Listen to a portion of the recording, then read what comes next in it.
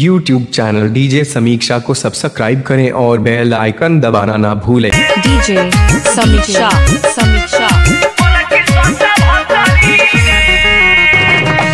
माँ Ambe recording studio आमी।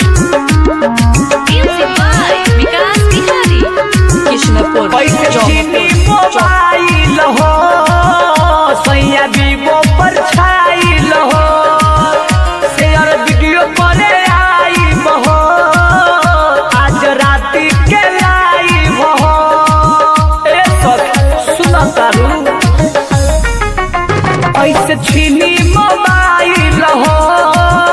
सैया वीवो पर छाइल हो शेयर वीडियो करे हो आज राती में लाइव हो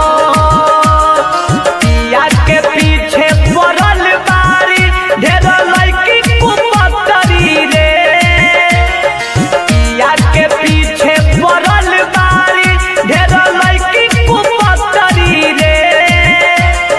ब्यूटी रूपली अमर पली मुस्कानावा रनिया सत भतरी रे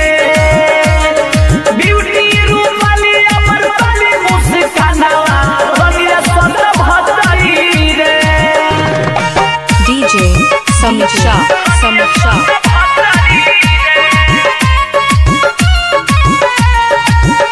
कृष्णपुर जौनपुर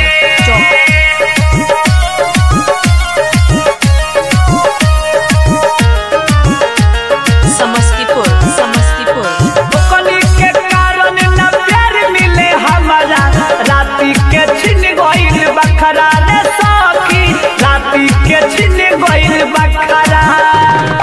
चटनी जवनिया के चाटे न पहियो उठावा सटाई करे नखरा रे सखी उठावा सटाई करे नखरा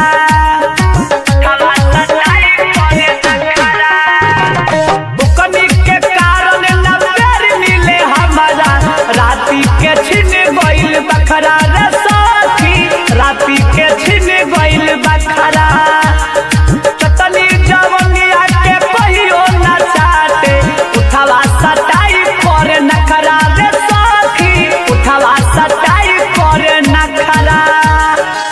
हंसली हली सैया के हमारा लगाई के लतरी रे हंसली हली सैया के हमारा लगाई के लतरी रे करे हरान टिकट के छौरी गोरकी स्वत भतरी रे करे हरान टिकट के छौरी गोरकी स्वत भतरी रे डीजे समीक्षा डीजे समीक्षा माँ अम्बे रिकॉर्डिंग स्टूडियो आमी। कृष्णपुर शरम न लागे रे करम वीडियो में ढोरी देखावे रे सखी वीडियो में ढोरी देखावे भोला भंडारी विकास बिहारी से लाइक शेयर करवावे रे सखी लाइक शेयर करवावे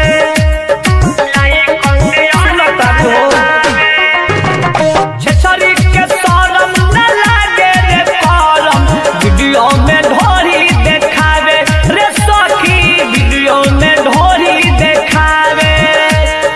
चिड़ई धर्मेंद्र विकास बिहारी से लाइक शेयर करवावे रे सखी लाइक शेयर करवावे डीजे समीक्षा चाहेला मोहित करवा से खचरी रे